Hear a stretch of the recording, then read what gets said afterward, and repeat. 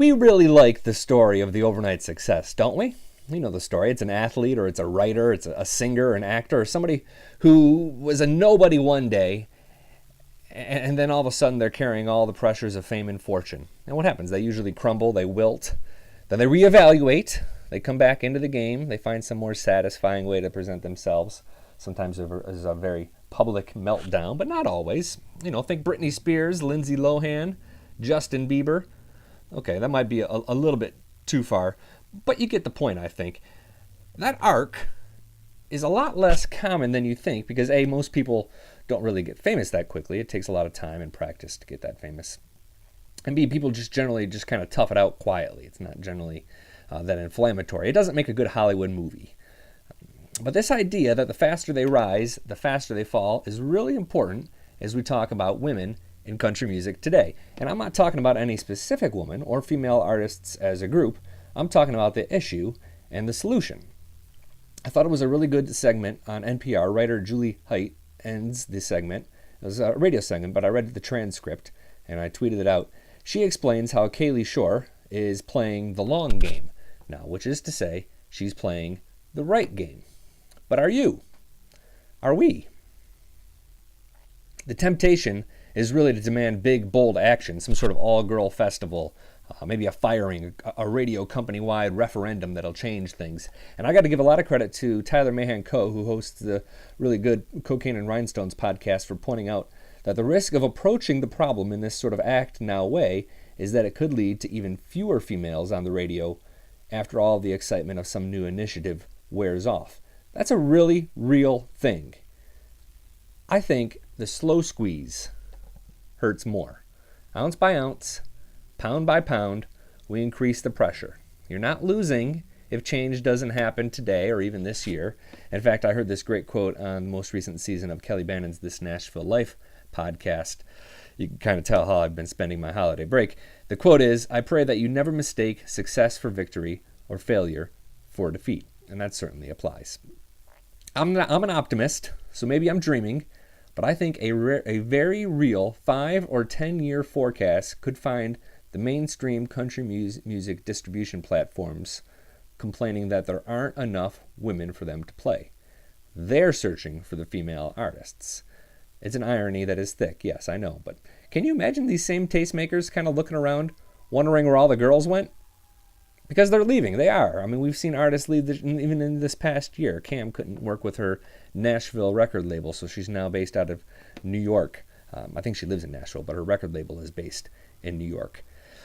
Two things are happening simultaneously that really should be sounding all the alarms to anybody who cares about playing country music and creating playlists as a primary job. The first is that women are looking to go pop really quickly. And why the hell wouldn't they be? You know, we have Maren Morris doing a pop song. Kelsey Ballerini recently did one, of course. Kacey Musgraves was on tour with a pop artist this past year. And I want to take a time out and recognize the fire truck that is currently zooming by my house in real time. Keeping it professional. Hashtag serious journalist. I live right by the fire station. Okay, back to pop music. Why the hell wouldn't they be going pop music? Because if you can't live beneath the roof that Loretta and Dolly built, you got to find another roof, right? I mean, the music's there, but so are the bills.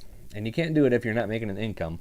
Meg Lindsay told me that once as she was kind of transitioning to a more pop-friendly career, how country radio's not going to play her. She's got to find someone. She's going to keep being a musician and making music. The second thing that's happening is that women are leaning into the really interesting edges of country music. And that's not where great radio songs come from. Occasionally it happens. Girl Crush is an example of a song that was along the edges of country music that made for a great radio song. And I want to be clear here that there's a big difference between great radio songs and great songs. Not all great radio songs are great songs. And I think you know this. There's a lot of songs on the radio that you just sort of listen to, but you never really know what the artist is or even what the song title's name is, but all of a sudden they get a number one hit. I heard a programmer say it best that great radio songs keep people from tuning out, where great songs will make people excited to tune in. These edges, though, are really unique, but maybe not for everyone, maybe not for the mainstream. Am I the only one who's noticed that the most bold, creative albums are coming from women in country music right now?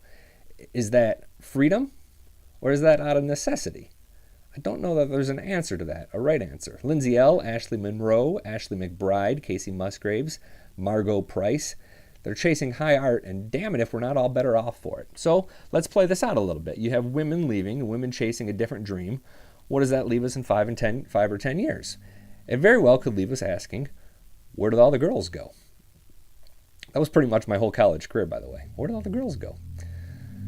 How about 2019? What does the next year's forecast look like? I think we could end up with more female artists getting attention in 2019, but less share of country radio. Here's why. The two biggest women in country music in terms of radio airplay are Miranda Lambert and Carrie Underwood, and both are struggling a little bit to keep that foothold on the radio. Now, could be a ton of reasons, and it certainly could change. Maybe the reasons not connecting. They're both also certainly getting close to an age that for some reason women stop being taken as seriously as commercial artists. We talked about this at length in episode 5 with regards to Sarah Evans. It seems to be women who get into the upper 30s or 40s have a hard time getting played on country radio. I'm not putting that out there saying it's right. It just seems to be a trend of the last 10 to 20 years. I see a lot of, but counter to that, I see a lot of really talented women on the horizon with a real shot at getting on the radio or popular streaming lists this year and building their career and becoming future headliners. And I'm not just saying that to, I'm not just saying that. I think the time is now. We have finally fixed the quantity issue with some legit female artists. And I'm going to name a few to watch closely as sort of benchmarks for how the year is going. Carly Pearce, Cassie Ashton, Maddie and Tay, Ashley McBride for sure. Lainey Wilson is an artist on Broken Bow who's very talented. And then, of course, definitely Maren Morris as she releases a new single very, very soon. And more names, similar share. I'll take that. I think it sets up a big 2020 and gets us going in the right direction. I totally understand if you think that's really unsettling and if you want action quicker, and if you think I'm settling myself, I understand that point of view 100%. It's just not where I'm at. So, that's what I think the next year, 5 years, and 10 years are going to look like. Feel free to comment in the comments section below on Twitter. You can also comment on YouTube, and I do answer all comments on YouTube. I appreciate you watching and subscribing. Hey, at N.A. Barnes, I appreciate you tuning in today. It has been several weeks since I last turned on the camera, and initially I hadn't planned to answer any questions, but I did get a question, kind of right off the bat, from somebody that I'm going to address here as soon as I find it. There we go. Jeb emailed me, not about a woman in country music, but I think it's on topic. Sturgill Simpson has been working on new music, he said. Despite his Grammy nominations, he's not been accepted to the mainstream country radio like Chris Stapleton has been. Will that change in 2019? That's a great question, and I do not think it will change for Chris Stapleton. Kind of the subtext of all my conversation is this sort of understanding that there is sort of this machine at work. And it's not something I necessarily feel is right. In an ideal world, every artist would have an equal shot to get on the radio. But, you could kind of compare it to politics. In theory, every person in America has a chance to get elected president, but if you're not the leading Republican or leading Democrat, your chances are very, very small. Well, if you're not signed to a major record label, you're really going to have a hard time. And furthermore, with Sturgill as it compares to Chris Stapleton had that in his back pocket when the Justin Timberlake thing happened at the CMA Awards. He was already signed to Universal. He had a single that was released that people generally liked. It just didn't get a lot of airplay.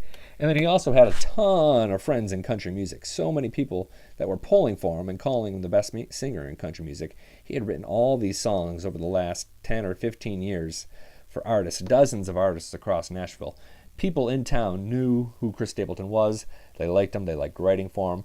And he had a lot of cheerleaders when it was finally his time. Sturgill Simpson, I've never come across an outside cut on a country artist's album or a single that was penned by Sturgill Simpson. He may very well have a ton of friends, and I think his music is fantastic. I just think the situations are a little bit different, and that is why I don't think necessarily 2019 is going to be the year for Sturgill Simpson. Although if he releases new music, I think it'll probably end up on a lot of year-end lists, best-of lists, as it probably should, because his last albums have been fantastic. All right, tweet at me at Billy Dukes. I'm going to get going. Next week, I'm going to examine 3 myths of the women in country music conversation. These are myths that have to do with radio requests, country music festivals, and momentum. You might not like what I have to say, but that's okay. We can talk about it.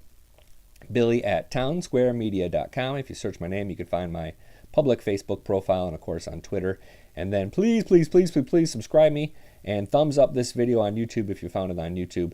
It certainly makes a difference as we spread this conversation outward. Go have yourselves a great weekend. Be safe over New Year's. Bye-bye.